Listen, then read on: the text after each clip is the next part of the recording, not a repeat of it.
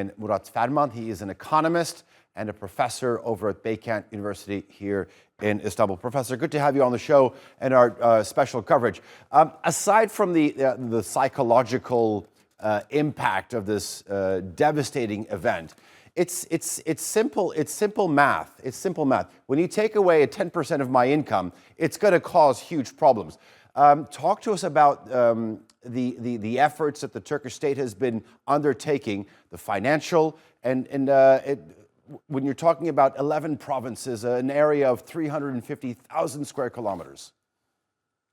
Well, thanks for having me. First and foremost, of course, I would like to pay my homage and respects to all of those who have lost their lives.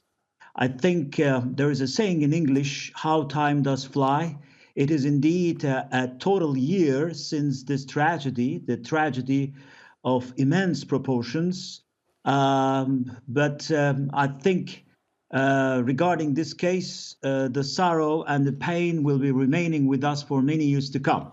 However, as another saying goes, this is life, and life happens, and we have to take our precautions accordingly.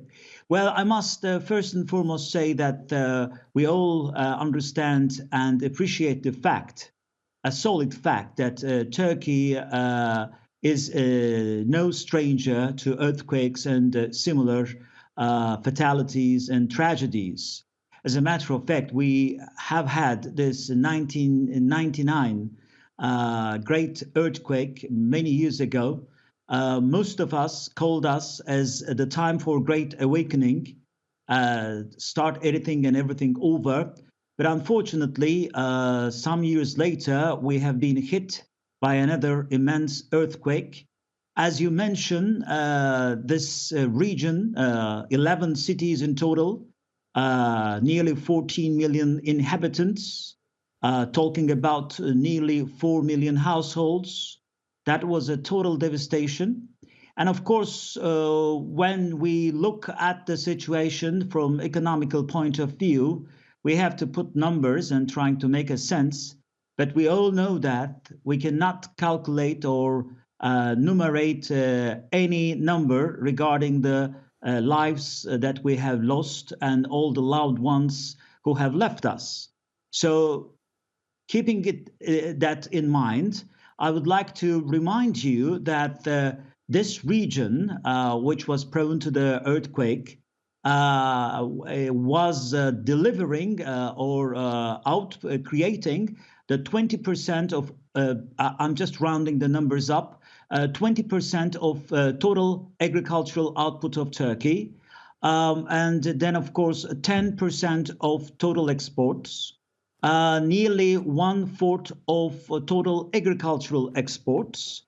So therefore, we might, according to our calculations, 10% of the total value created. Mm-hmm. Some studies, early studies regarding 1999 and the following 2011 earthquakes, clearly indicate that there will be a loss in such a happening or event. And some other international studies, as well as some of the early and follow-up studies done by myself and some of my colleagues, we kind of estimate that there was a loss of 1 to 1.5 net point of GDP growth. And then, of course, there is a sad fact. It's sad but true. When something is perished, when something is damaged, you lose value, you lose some riches. However, you have to build it back. So this gives you a kind of an opportunity to replace, if you excuse my expression, some of the GDP or some of the riches you have lost due to this tragic event. Let me ask you, sorry for interrupting. Yes. I mean, you say you have to build back, but when you have the country whose about 75% of its land is actually earthquake prone, you can't actually move. You say 20% of agricultural output, 10% of exports. That's fine. Yes. You can't move this to any part, to another part of the country because that part of the country is also earthquake prone, and we have to live with this reality. Talk to me about some of the lessons that we can that we have learned, not only after the '99 earthquake here in the Marmara region, but also last year in southeastern Turkey. What can we do to actually better prepare us for the next natural disaster, which is definitely going to happen? Yes, that's the heart of the matter.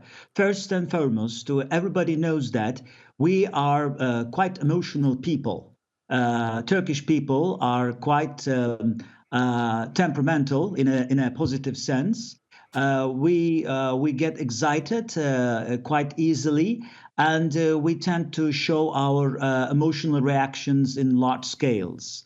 This sometimes inhibits us from being proactive and forces us maybe to stay in the trappings of being reactive. Unfortunately, the 1999 earthquake, although taught us some lessons, and the state adopted a lot of, especially legislation and very enforcing measurements, so on and so forth, I have no doubt that there has been some improvement in that league. However, of course, when this scale of tragedy hits you, then it is time to sit down and think about it. Okay. Of course, we would like to have everything taken care of in no time. We would like to take care of problems in a quick fashion. Between you and me, all of these quick, easy cut, nicely packaged solutions seem to be very attractive when they are presented, especially by politicians. It's same all over the world. However, we have to really hold on to our horses and try to stick with being proactive rather than reactive principle. Yeah. Therefore, as we shall rebuild the country of the part of this country which is stuck by this tragedy, we know that we have some limitations. However, it shall be a three-stage, I think, strategy. First and foremost, construction reinforcement will be our mantra. We are talking about the earthquake region, but the tragedy itself also have triggered a lot of discussions and concern for other remaining parts of Turkey, as you mentioned, especially when it comes to Istanbul. Many people believe that there are many things to be done. But what happened was a government initiated and introduced some Murat, if we could actually just specific... ask you to Yeah. Go ahead. No. To slowly get to your point, we need to move on with the program. So I do apologize. Okay, thank you very much. And what happens next is, of course, we go with great patience. First and foremost, we know that we are doing quite a nice job when it comes to building up the infrastructure. And I must say that we have witnessed an enormous cooperation and standing together with the neighboring industrial facilities, mainly in Adana and Gaziantep. Therefore, Türkiye has not missed a single shipment of her export orders due to this earthquake. So this again confirms the whole markets that Türkiye is a very dependable country, even in the eve of these tragedies when it comes to export performance. I think it's the greatest lesson that we can just quote on about this tragic incident. All right, and we'll have to leave it there. Murat Ferman, thank you very much for joining us here on our special coverage. We appreciate it.